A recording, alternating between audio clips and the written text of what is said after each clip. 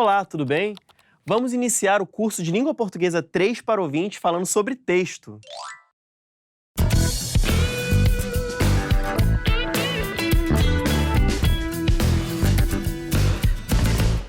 Afinal, você sabe o que é um texto? Será que texto tem tamanho e forma definidos? Será que um texto só pode existir se for escrito?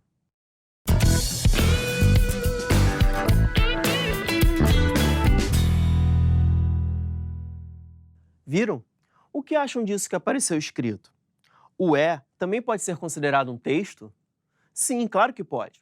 O texto é um conjunto de palavras, frases, imagens que, em composição com o contexto em que é utilizado, formam um sentido. Podemos encontrar textos organizados de diversas formas: em placas de trânsito, em propagandas comerciais, em livros, em cartões postais, em redes sociais. Impressionante, não é? O texto consegue adaptar-se a diferentes formas, de acordo com o propósito para o qual está sendo usado. Essas diferentes formas de apresentação são chamadas de gênero textual. Mas calma, discutiremos essa noção de gênero mais à frente em nossa disciplina.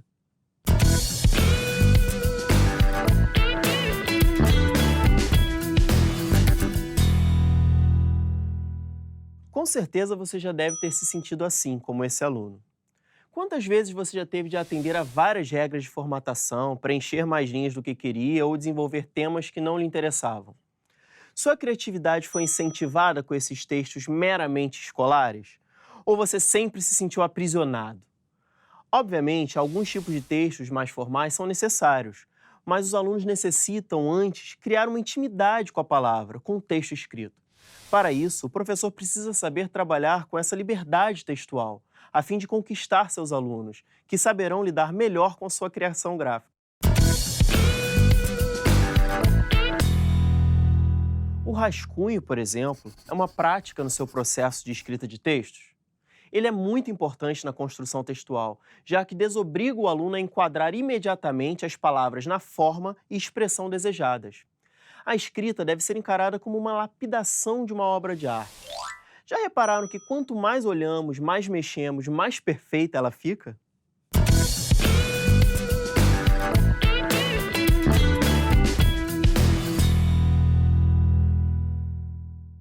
Nessa arrumação do texto, na maioria das vezes, para uma melhor compreensão do leitor, nós o organizamos em parágrafos. Você sabe o que é e como usar um parágrafo?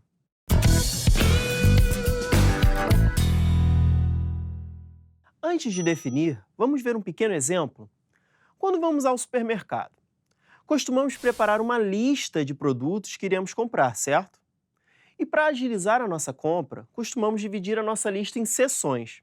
Assim, pegamos primeiro os legumes, depois vamos para os frios e assim por diante. Nos parágrafos ocorre um fenômeno parecido. Juntamos em seções informações relacionadas, assim formando uma unidade composta por várias frases, mas relacionadas semanticamente.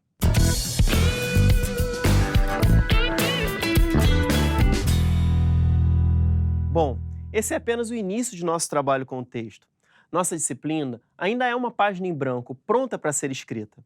Até lá, vamos rascunhando, lapidando nossa joia e transformando as discussões em conhecimento. Agora que vocês já entendem bem o que é um texto, além de já terem refletido sobre a dificuldade que a maioria dos alunos tem em desenvolver ideias por meio da escrita, vamos dar um passo adiante.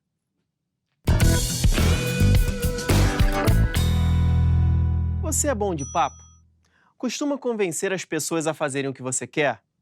Melhor dizendo, você tem uma boa argumentação? Então, diga-me, por que é importante estudar língua portuguesa na escola?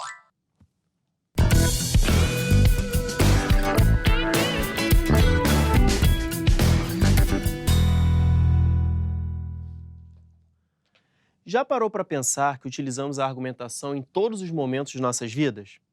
Não concorda? Convença-me de que estou equivocado. Então, viram só? Até aqui precisamos argumentar.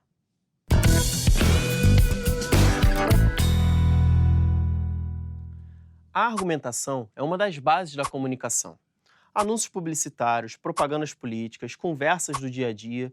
Em todas essas situações, temos uma pessoa tentando convencer a outra, ou as outras, a fazer algo, demonstrando seu ponto de vista e o defendendo por meio de argumentos.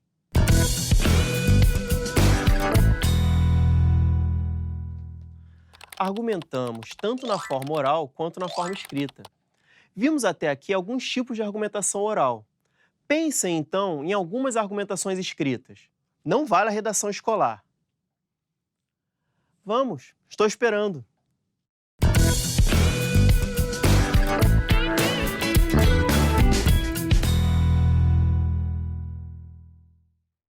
Boa! Este é um bom exemplo. Quando temos um problema com o produto, precisamos entrar em contato, geralmente via e-mail, com a empresa que o vendeu ou com o seu fabricante. Para isso, além de descrevermos o problema, utilizaremos a argumentação, requisitando ressarcimento do valor gasto ou a reposição do produto. Bom, os outros exemplos ficarão por conta de vocês, senão essa disciplina vai ficar muito fácil. Mas vale questionar, por que as escolas não costumam trabalhar com todos esses tipos de argumentação? Quando os alunos pensam apenas na redação escolar típica, com texto dissertativo argumentativo, acabam tendo dificuldades, pois lhes parece algo fora de sua realidade.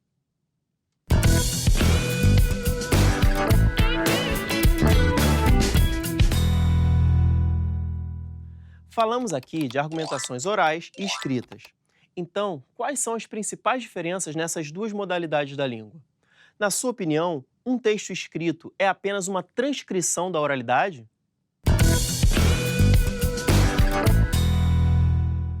Uma conversa oral com um amigo tem a mesma estrutura de uma conversa escrita? Como são representadas na escrita as entonações, as pausas e outras características típicas da fala?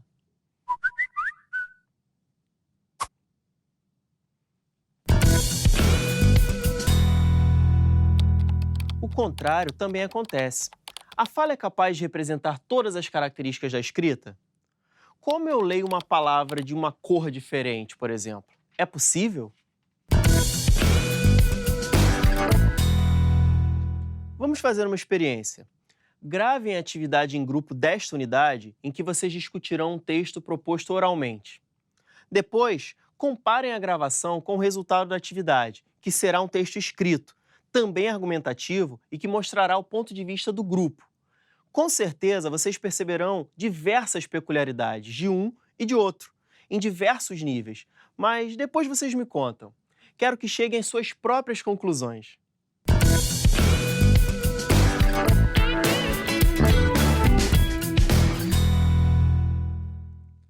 Provavelmente, vocês verão que, dependendo da modalidade em que são criados, da sua forma, do seu propósito, do contexto em que ocorre, cada texto carrega consigo características próprias que o enquadram em um determinado gênero.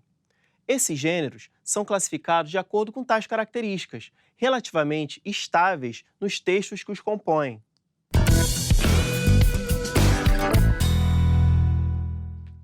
Bom, vamos simplificar a explicação.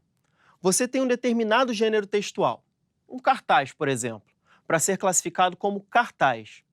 O texto precisa ter determinadas características, como estabelecer a comunicação entre o emissor e o receptor, informando-o acerca de um determinado evento, instruindo sobre a localização de certos ambientes, reivindicando, protestando, etc. O cartaz tem sempre um apelo visual, chamando a atenção para a mensagem enviada. Se essas principais características não são detectadas no texto, não conseguimos enquadrá-lo como o gênero cartaz.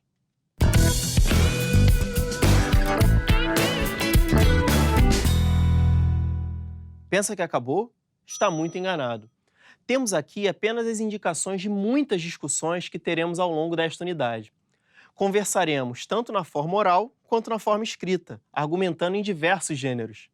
Até a próxima!